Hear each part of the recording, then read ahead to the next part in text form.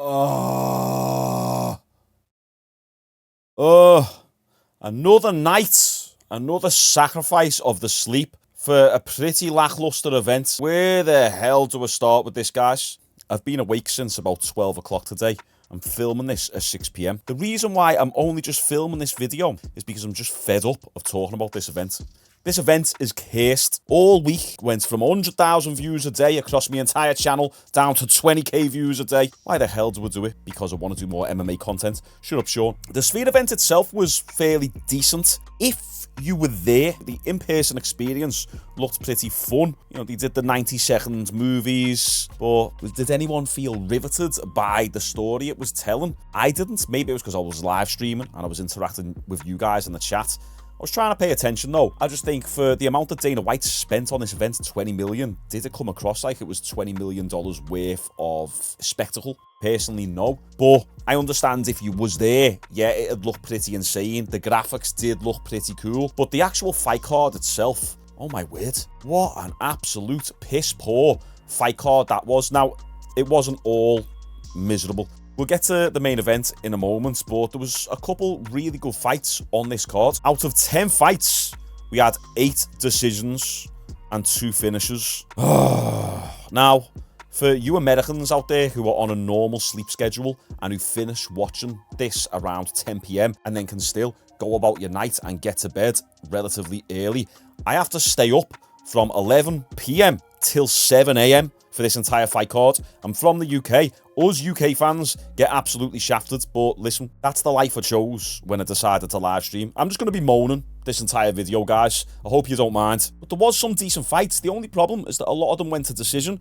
Raul Rosas Jr., kind of underperformed a bit. Went to a decision victory, but for how much people were hyping this guy up, he wasn't that great. He's still young, though. We'll give him a little bit of slack. This Edgar Chairez and Joshua Van fight, that was a pretty fun fight. They were going at it. This fight was pretty decent. Souza got a submission victory in round 1. I can't even remember what submission it was. Oh, yeah, it was the choke, wasn't it? Yes. Oh, yeah, she choked Yagori out after knocking her down with a left hook, I think it was. Amazing performance by Souza. Then this fight, Manuel Torres versus Ignacio Bahamondes. Man, what a fight that was. I thought Torres would have done a lot better than he did, but he got slept. That was a really good fight. We had Irene Aldana versus Dumont.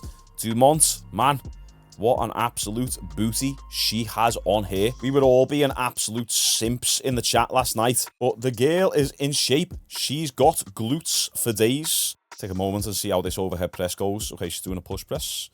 Okay, nice little bit of jiggle there. Fairly decent technique. Yeah, I can get behind her in terms of support. But Dumont won that fight. Dumont was countering Aldana pretty effectively. Then we moved on to Ronaldo Rodriguez versus Ode Osborne. By the way, if I sound a little bit sniffly, I've woke up a little bit sick today. This was a fairly good fight. Ronaldo Rodriguez pretty much got KO'd in the first round. Eyes rolled in the back of his head. Somehow survived, made the adjustments, and got the decision victory over Ode Osborne. And Ode looked fantastic in this fight. His striking was very crisp, but Ronaldo was able to make a few adjustments and be able to take the fight to the ground. There was a lot of grappling on this fight card, which I don't mind grappling, as long as it's exciting grappling. Then we had the fight of the night, Daniel Zellhuber versus Esteban Robovics. Man, these guys left it all out there. They were going at it from the start of the first round to the final bell. Esteban was absolutely ripping to the body of Daniel Zellhuber. Zellhuber was coming back with his own counters and his own body shots. And then Esteban managed to hit Daniel Zellhuber. Then it felt like he threw about 50, 60 punches at Zellhuber. And Zellhuber was getting caught a little bit, but he was still slipping and evading. He was intelligently defending himself. And then Zellhuber came back and started rocking Robovics again then. And it was back and forth, back and forth. Absolutely incredible fight. I was on the edge of my seat the entirety of this fight. These guys put on a fantastic performance, so big respect goes out to those gentlemen. And then we had Brian Ortega versus Diego Lopez. Wow, Diego Lopez looked absolutely incredible, and I pretty much predicted this perfectly, and I will kind of get that in there because I didn't predict the co-main and main events properly. But I said that Diego Lopez was going to dominate the first 2 rounds, and then Brian Ortega was going to come back in the third and have a little bit more success. And that was pretty much the story of the fight. However, it was a unanimous decision victory, domination to Diego Lopez. In the first round, he pretty much KO'd Brian Ortega, hit him with a right hand. Brian went like this, eyes on the back of his head, and then he came back with the left hook and then caught Brian Ortega again as he was falling down, and he almost woke Brian up and kept Brian in the fight. And then Diego kept Brian down on the ground and then was throwing some ground and pound. So Diego was pretty happy just keeping Brian Ortega down, raining down shots and just winning the round. And one thing I said on the live stream as well, Diego Lopez, he's been known in his recent fights for being a bit of a power puncher, but in this fight, he really shown that he can put together a technical striking clinic, because Brian Ortega's boxing was looking all right at certain moments in this fight. Very fast jab, really good 1-2, straight down the pipe, didn't telegraph his punches whatsoever. Diego Lopez slipping with ease and then coming back with his own counters, putting together his shots very nicely. So Diego Lopez shown he's not only got the potential to finish you and to put your lights out, he can also stand there for 15 minutes, go toe-to-toe with you and dominate you technically. Now, he was breathing a bit heavy. Could he go 5 rounds? I don't think so. I think he's going to be tested. He called out for a title fight. I don't think that's right just yet. I think he needs another 2 fights minimum. He needs to prove himself just a little bit more. I feel it'd be too much of a fast track going straight into a title fight next. So let's just slow it down a little bit, Diego. Another couple fights, then we'll start talking about title contention. Next, we had Alexa Grasso versus Valentina Shevchenko. I picked Alexa Grasso to win this fight. I wanted Valentina because I love her. She's great. And Valentina won it. Decisive, unanimous victory. Pretty much won every single round. Only problem was she won it just by lying on top of Alexa Grasso. And I understand there's going to be people in the comments saying, Shaun, it's MMA. If you want the stand-up fights, go and watch kickboxing. Go and watch Muay Thai. Yeah, I know. Listen, I like the grappling. I like it. But I just don't like this stalling type of grappling, where you take someone down and then you just lie on them and then you throw these pitter-patter punches. At one point, I can't remember what round it was in. It might have been like the 4th and 5th round. Valentina was latched up in a fairly tight choke by Alexa Grasso, and Valentina was literally throwing punches like this. No word of a lie, she was going. Looked like she was knocking on a cardboard door, like that. And even Joe Rogan at one point went, what's she doing with these punches? Like, these punches aren't going to do any damage. There was no wind up and digging in there. She was literally just knocking on Alexa Grasso's ribs, to the point where I actually thought she was tapping. I thought, oh, is she tapping there? Oh, no, we're there. She's throwing punches. It's just there was no urgency to, make a statement or to finish the fight. And I understand, fighters aren't always going to go for the finish. Sometimes they have to play it safe. They've got to get the win. I get it. I understand that. No disrespect. But when you're seeing 25 minutes of someone lying on top of someone else with no real intention to do damage, to really make a statement, and then you're seeing some of these little pitter-patter punches, you're just a bit like, oh, it's 6:45 in the morning, and I'm sitting here having to commentate. You go like that on a girl's ribcage. At some points, I just stopped commentating. Oh, Valentina has just picked up a left toe and moved it 2 inches to the right. It was a bit boring, but congratulations to Valentina Shevchenko. I'm glad that she got the victory there. And then we had the main event, guys. I've got a lot to say about this. Sean O'Malley versus Merab Dvalishvili. Oh, man. My thoughts about this fight. First off, my thoughts about Sean O'Malley. He's not a superstar yet. And I think the UFC are really trying hard to make him into a superstar. But I don't think he's there yet. I think he could be a superstar in the future. But right now, I don't know. I feel like it's a little bit, what's the word? A little bit forced. A bit contrived. It's almost like the UFC are trying to build him into this super megastar. But I don't think the pay-per-view numbers are reflecting that. I just don't think the numbers in general are reflecting that. Just because you've got pink hair, a few tattoos, a Lamborghini, and play Warzone does not mean that you're a superstar. And if we're talking about superstar, we're kind of comparing them, contrasting them to, okay, McGregor, but I don't want to say McGregor because he's not fighting right now. Let's say Pereira. If you're talking about superstars within the UFC, Pereira, Shaun Jones, you got people up there who were just teetered on that edge of superstardom, like your Max Holloways, your Islam Makhachevs, Dustin Poirier, Israel Adesanya. You've got all them who are right there. You could say Sean Strickland, but he would absolutely batter me for even saying he's anything like a superstar. But in terms of like actual superstar, that superstar pulling power, there's like 2 or 3 in the UFC right now. Sean O'Malley is not that person yet.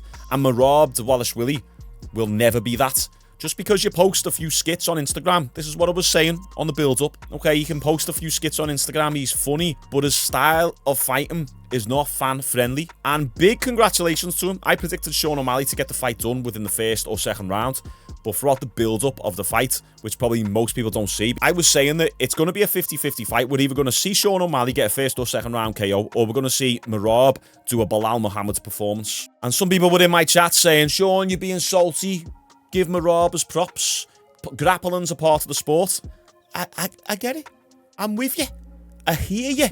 I love grappling. However, when you got Merab taking Sean down, holding him against the fence, and then kneeing his thigh, knee in his leg, and then doing these stupid, I hate these stupid back of the hand punches, where if this is the target here, they go. Colby Covington does it, and I'm not even a Colby hater, but I just hate it. It's like, look, ref, I'm busy, don't take the position off me, I'm doing something, but I'm not really that bothered about finishing the fight. How long's left? 2 minutes? Oh, let's get some knees on the thigh. Knees on the thigh. Some more of these. Take you back down again. Oh, it's just so tedious. No disrespect to Merab. And Sean O'Malley had no answers whatsoever. Sean was training for this, but he was frozen. He was stuck. He couldn't do anything. The reason why Sean couldn't do anything and he couldn't pull the trigger is because, as we were saying on the live stream, for those that tuned in, Merab was just creating so much chaos. He's just dancing about all the time. He's always moving. He's like this. He's doing this and he's facing and he's back and forth and then he's fainting all the time. And it's because he's got the cardio to do so. He just does not stop. He's an absolute machine. And Sean couldn't get the timing. And Merab, I can't remember in what round it was, might have been the second or third, got an incredible double leg takedown on Sean, timed the takedown perfectly. He was constantly fainting like this, and he goes, that's how Merab fights. He just puts his hands up like this, and then waits for you to throw the shot, and boom, double leg takedown. It was very impressive. I can't see him really being beaten anytime soon, but the guy is an absolute decision machine, and it is a bit of a snooze fest, to be honest, on the next Merab Dvalishvili fight. Unless my channel's got a lot more traction, I'm not even going to cover it. Unless Merab starts getting some finishers out here, there's just no point sacrificing the sleep. If it was 9, 10 p.m. at night on a Saturday night here in the UK, sounds no problem. Couple whiskeys, I'll watch a Merab fight, no worries. But staying up, doing a 6-hour, 7-hour live stream to get this hug and pray fest in the main event, where Merab just knees to the leg, that's going to show him. It was like the Kamaru Usman era, where it was like, let's do the foot stomps. Sean O'Malley did have a few moments here and there, especially in the 5th round.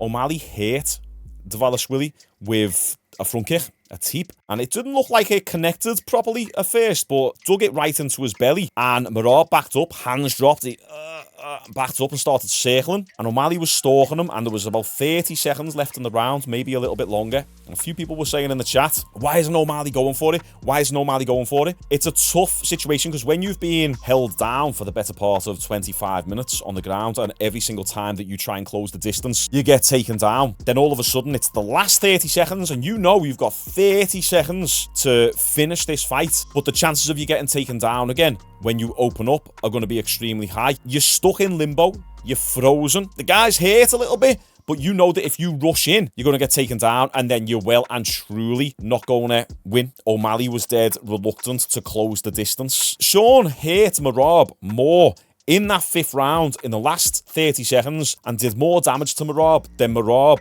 done in the entire 25 minutes of the fight. Okay, Merab outstruck Sean O'Malley, but why was that? It was because of the threat of the takedown, and outstruck, it's a strong word. Did you see Merab's punches? No power. Also, let's talk about the moment where Merab had O'Malley in a guillotine. Merab started kissing the back of Shaun's neck, playing those mind games. So he was kissing the back of Shaun's neck, and then Herb Dean had to step in and said, hey, no kissing. And I thought that was the end of the round then, because there was still like 5 seconds left. So I thought, oh, end of round. So Merab went, okay, yeah, no worries. Turned around, walked away. And then Shaun jumped up and went bang and cracked Merab as Merab was walking away. But the fight was still going, so Shaun didn't actually do anything wrong there. But yeah, just overall, bit of a stinker. 10 fights, 8 decisions. I'm not too pleased. I bet you Dana White is made up over the moon that he didn't increase the bonuses for this event. In fact, here's Dana White putting the belt around Merab.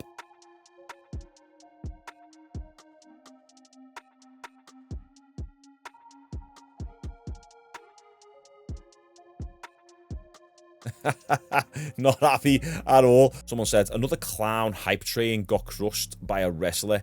That's why. Sean O'Malley is not a hype train. Sean O'Malley is not overrated. Sean O'Malley is good. And also, Sean has good grappling.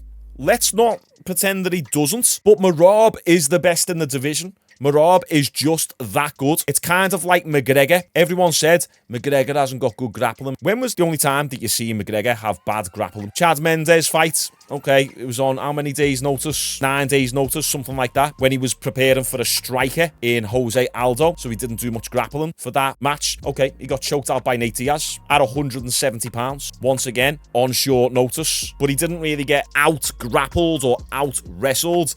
He just got rocked, got fatigued, and then just fell into the choke. And then who else? Khabib Nurmagomedov. However, McGregor's defense of Khabib's wrestling was some of the best that we've ever seen out of all of Khabib's opponents. But everyone ran with this narrative that Conor McGregor has got terrible wrestling. Conor McGregor can't wrestle. He's being exposed. He's a hype train. You're idiots. Sean O'Malley has not been exposed. The hype train has not been derailed. Sean O'Malley is that guy. But Merab is levels above. That's what people need to realise. By you saying, oh, Sean O'Malley's a hype train, he's underrated, it's you who's actually undermining the skills of Merab. I'm actually singing Merab's praises. I'm saying Sean O'Malley is sick and actually a decent level and a good grappler. But Merab, 10 times better. That's it. It's not that, oh, Merab's this average wrestler and then has came and derailed this hype train. So let's just correct ourselves there. These silly people in the comments, okay? Sean O'Malley is good. He will be back stronger than ever. But Merab, he's the guy tonight, and I think he's going to be a tough opponent for anyone in the division. I'm so glad that I don't have to talk about this event anymore. This event has done my absolute nut in. We got Anthony Joshua and Daniel Dubois this Saturday, so we're going to go live for that, and it's going to be on a little bit earlier as well. So make sure you tune in all this week for the fight build-up for the Joshua and Dubois fight, and then, yeah, we'll go live on Saturday. Also, I've just opened a public Discord. You can check that down below, link in the description. Join it, and we can all chat in there. All right, nice one. See you later.